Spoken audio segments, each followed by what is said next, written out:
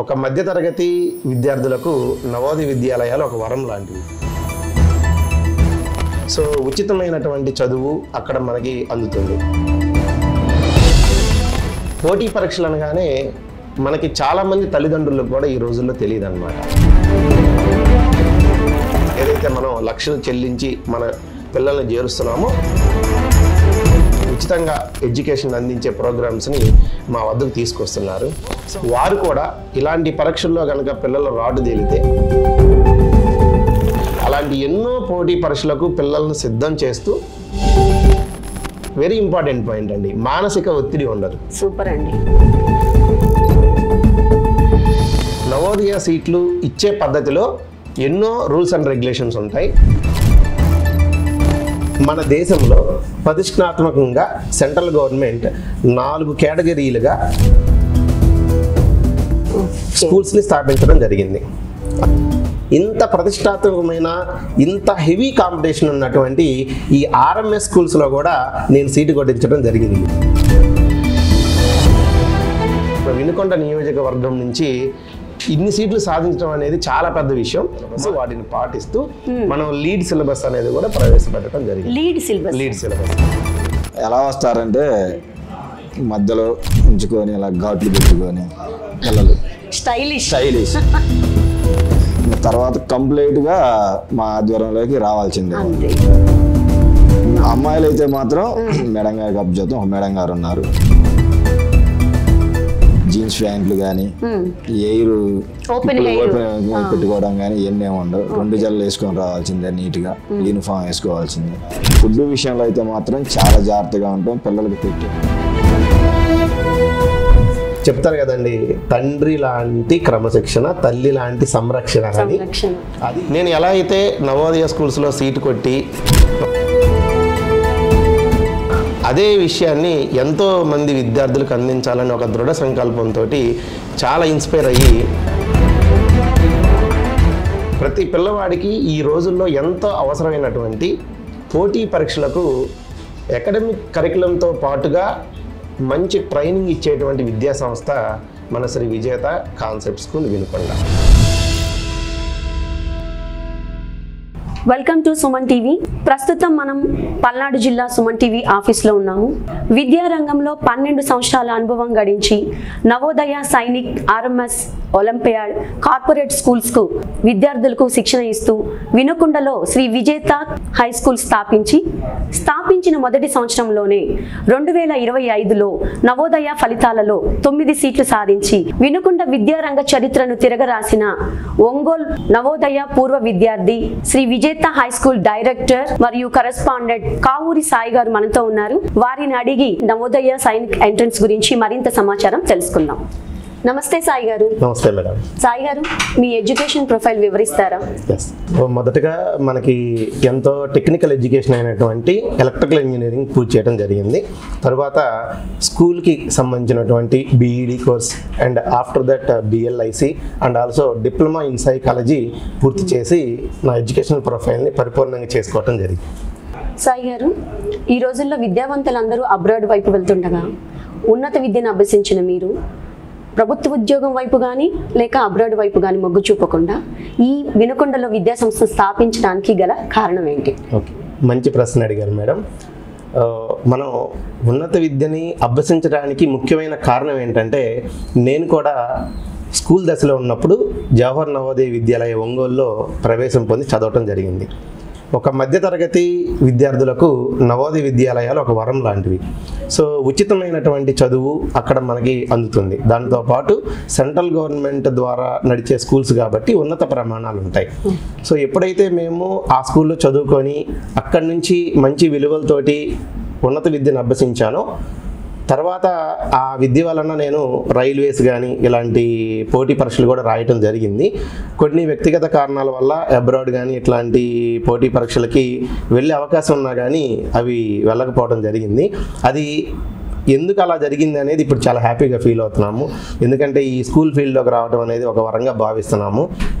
నేను ఎలా అయితే నవోదయ స్కూల్స్లో సీటు కొట్టి ఒక మంచి స్థాయిని అచీవ్ చేస్తున్నాను అని ఫీల్ అయ్యానో, అదే విషయాన్ని ఎంతో మంది విద్యార్థులకు అందించాలని ఒక దృఢ సంకల్పంతో చాలా ఇన్స్పైర్ అయ్యి ఈ స్కూల్ ఫీల్డ్ని ఎంచుకోవడం జరిగింది. మీ స్కూల్ స్థాపించిన మొదటి సంవత్సరంలోనే 2025లో నవోదయ ఫలితాలలో 9 సీట్లు సాధించి వినుకొండ విద్యారంగ చరిత్రలో రికార్డ్ సృష్టించారు. ఇది ఎలా సాధ్యపడింది? అవునండి, 9 సీట్లు సాధించడం అనేది నిజంగా మన వినుకొండ వరకు మాత్రం చాలా గర్వకారణంగా పేర్కొనవచ్చు. ఎందుకనంటే నవోదయ సీట్లు ఇచ్చే పద్ధతిలో ఎన్నో రూల్స్ అండ్ రెగ్యులేషన్స్ ఉంటాయి. అవి వాటి ప్రకారం కనుక మనం గమనించుకుంటే మన వినుకొండ దగ్గర నుండి అంటే మన వినుకొండ నియోజకవర్గం నుంచి ఇన్ని సీట్లు సాధించడం అనేది చాలా పెద్ద విషయం. మొదటి విడతలో 6 సీట్లు సాధించడం జరిగింది. రెండవ విడతలో అంటే సెకండ్ లిస్ట్ ఎవరైతే మొదటి విడతలో జాయిన్ అవ్వలేదో వారికి మళ్ళీ రెండవ లిస్ట్ ఇస్తారు. ఆ రెండవ లిస్టులో కూడా మన జిల్లాలో అన్నిటికన్నా మన స్కూల్ విద్యార్థులు ముందుండటం వల్ల అదనంగా 3 సీట్లు వచ్చి 9 సీట్లు చేరటం జరిగింది. ఈ 9 సీట్లు సాధించడం అనేది చాలా గర్వకారణం. ఎందుకంటే వేల మందిలో ఉన్నటువంటి విద్యార్థుల్లో ఈ పోటీ పరీక్షల్లో 9 సీట్లు అనేది మన వినుకొండకి నిజమైన గర్వకారణమైన విషయం. ఆ విషయంలో మేము చాలా హ్యాపీగా ఉన్నాము. అదేవిధంగా ఆ పిల్లలకు కూడా తల్లిదండ్రులు వారికి కూడా మేము చాలా అభినందనలు తెలియజేయడం జరిగింది. నవోదయ సైనిక్ స్కూల్ అంటే ఏంటి? ఇవి ఎక్కడ ఉంటాయి? ఓకే, మనకి ఈ విషయం గురించి తల్లిదండ్రులు కానీ విద్యార్థులు కానీ ఎంతో తెలుసుకోవాల్సిన అవగాహన ఉంది. చాలామందికి ఈ అవగాహన లోపం వల్లనే ఇలాంటి పోటీ పరీక్షలు ప్రతి సంవత్సరం జరుగుతున్నప్పటికీ కూడా వాటిని వినియోగించుకోలేకపోతున్నారు. మనకి మన దేశంలో ప్రతిష్టాత్మకంగా సెంట్రల్ గవర్నమెంట్ 4 కేటగిరీలుగా స్కూల్స్ని స్థాపించడం జరిగింది. అందులో మొదటిది RMS, Rashtriya military schools. Okay. రెండవది ఆల్ ఇండియా సైనిక్ స్కూల్స్. మూడవది జవహర్ నవోదయ విద్యాలయాస్. అండ్ 4వది కేంద్రీయ విద్యాలయాస్. ఈ 4టిల్లో మెజారిటీ ఎంతో కొంత అవగాహన ఉన్నది కేంద్రీయ విద్యాలయాల గురించి తల్లిదండ్రులకు అవగాహన ఉన్నది. అయితే ఈ పైన 3 గురించి చూసుకుంటే మొదటగా RMS అంటే రాష్ట్రీయ మిలిటరీ స్కూల్స్. మన దేశంలో ఇవి 5 స్కూళ్ళు మాత్రమే ఉన్నాయి.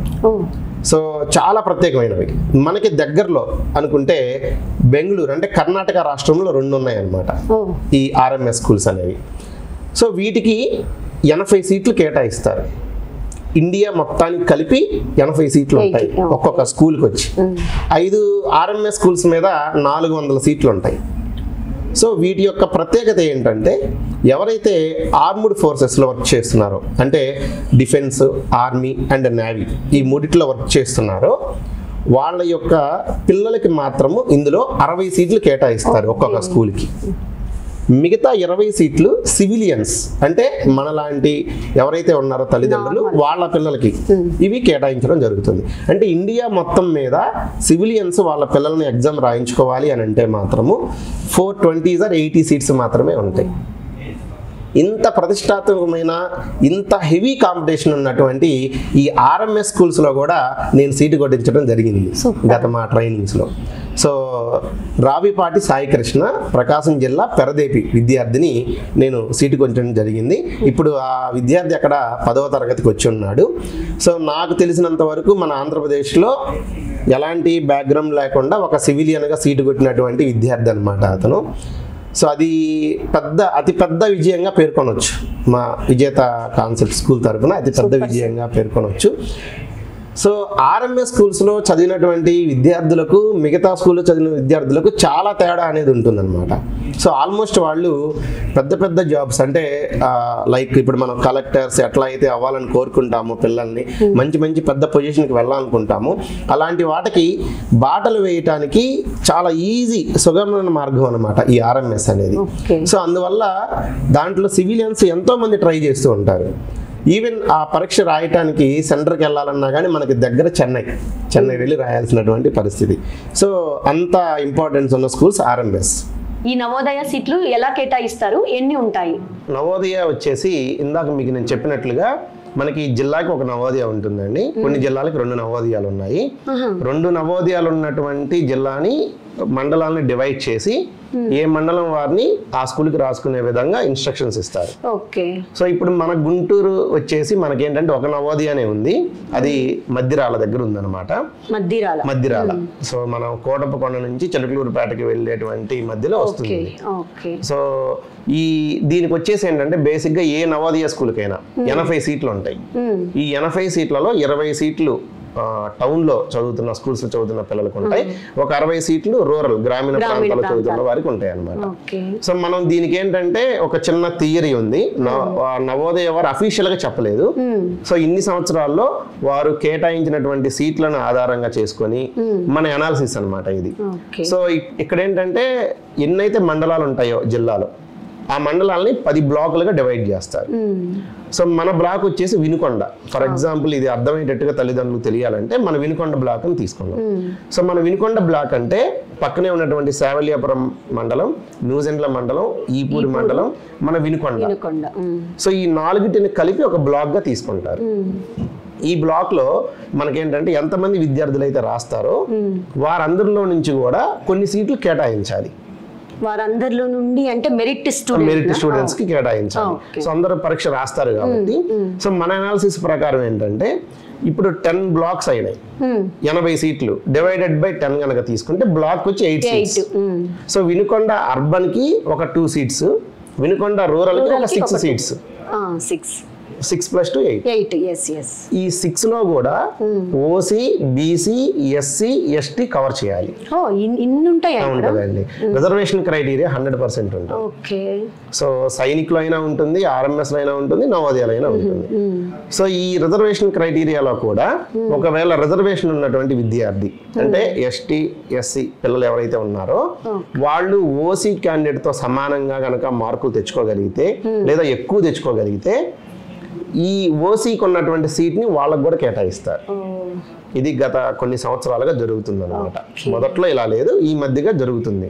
ఈక్వల్ వచ్చినప్పుడు మరి వాళ్ళకే ఇస్తే వీళ్ళకేంటి అంటే ఇప్పుడు మనకేంటంటే ఎస్సీ క్యాండిడేట్ సీట్ ఎస్సీకి ఉంటుంది, ఓసీ క్యాండిడేట్ సీట్ ఓసీకి ఉంటుంది. బట్ వీరు ఓసీతో సమానంగా వచ్చినప్పుడు ఈ సీట్ ని వాళ్ళకి కేటాయిస్తారు. అది సో ఓసీకి రావాల్సినటువంటి మార్కులు ఆ విద్యార్థి తెచ్చుకోవాలి, ఇంకా అక్కడ ఆప్షన్ లేదనమాట.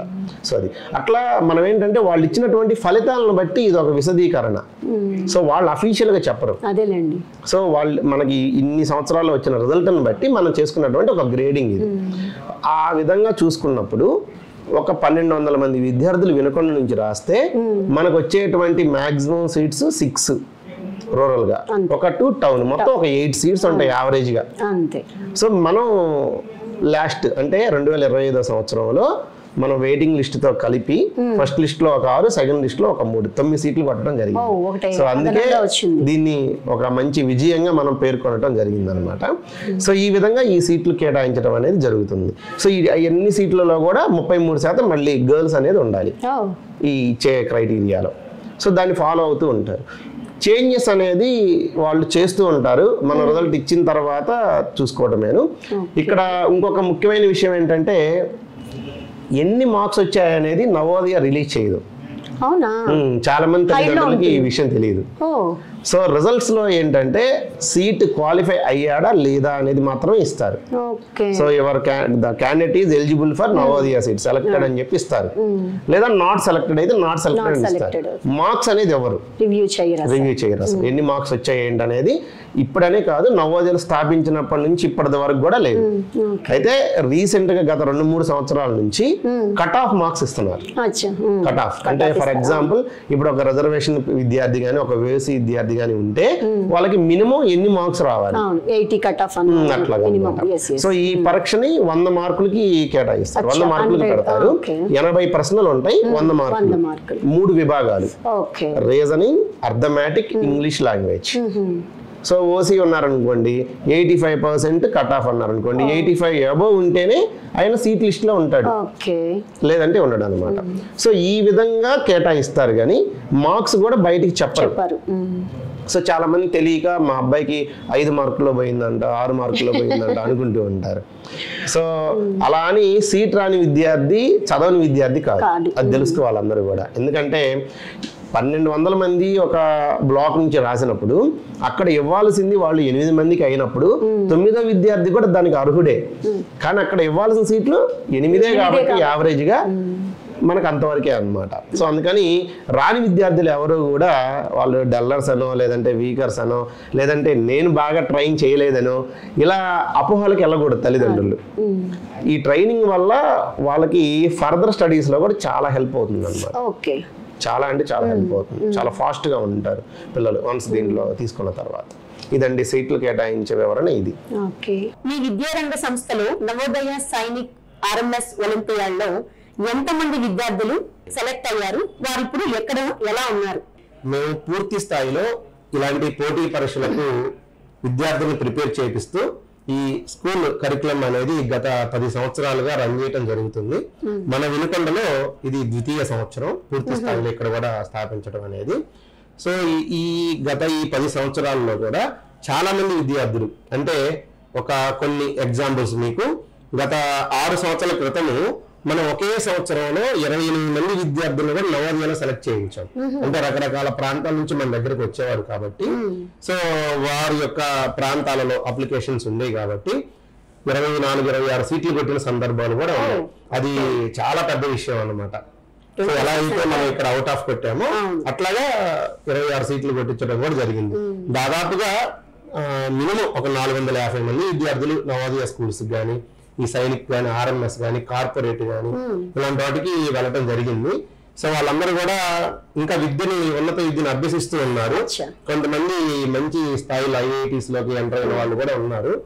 సో ఇక్కడ ఏంటంటే మేము విద్యార్థులు అట్లా ఇక్కడ నుంచి మంచి స్థాయికి వెళ్ళిన తర్వాత వారు ఏ స్థాయిలో ఉన్నారో వాళ్ళ యొక్క సమాచారాన్ని సేకరించి మనం వాటిని మళ్ళీ హైటైట్ చేస్తూ తల్లిదండ్రులను ఏమర్చడం అనేది మన దగ్గర ఉండదండి. ఎందుకంటే అది సరైన విద్యా ప్రమాణాలు పాటించే వారికి సరైన మార్గం కాదు మా ఒపీనియన్ లో. సో చాలా మంది ఇవాళ అడ్వర్టైజ్మెంట్ స్టంట్స్ లో ఇవన్నీ ప్రదర్శిస్తున్నారు.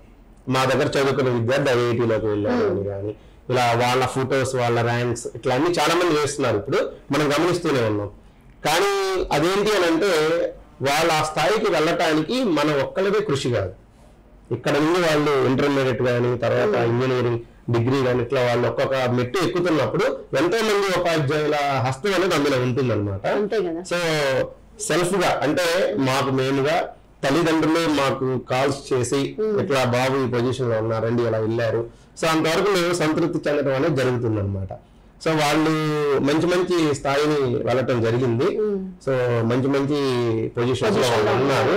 సో ఇంకా వాళ్ళకేంటంటే మనం ఈ స్థాయిలో, ఈ చిన్న స్కూల్ స్థాయిలో మంచి విద్యా ప్రమాణాలు కనుక ఇవ్వగలిగితే అది మన బాధ్యత అండి. 100% వచ్చినప్పుడు అది మా బాధ్యత. దాన్ని మనం ఒక కొలమానంగా తీసుకొని మళ్ళీ వారి నుంచి మనకి ఇంకా ఫీడ్బ్యాక్, అంటే ఇంకా ఎక్కువ మంది విద్యార్థులను తీసుకురావాలి, నువ్వు ఇక్కడ నుంచి వెళ్ళావు కదా, ఇలాంటివి తక్కువ అనమాట మన దగ్గర. సో మనస్ఫూర్తిగా ఆశించట్లేదు, మనస్ఫూర్తిగా మనం వాళ్ళకి విద్యను అందిస్తాం. వాళ్ళు మంచి స్థాయికి వెళ్ళాలి 100% అని కోరుకుంటాం కాబట్టి. సో మన దగ్గర నుంచి అట్లా కొన్ని 100 మంది విద్యార్థులు మంచి ఉన్నత విద్యను రక్షించిన వాళ్ళు కూడా ఉన్నారన్నమాట. ఈ విజేత హై స్కూల్ ని మీరే నడుపుతున్నారా లేకపోతే ఇంకా ఎవరైనా హెల్ప్ చేస్తున్నారా?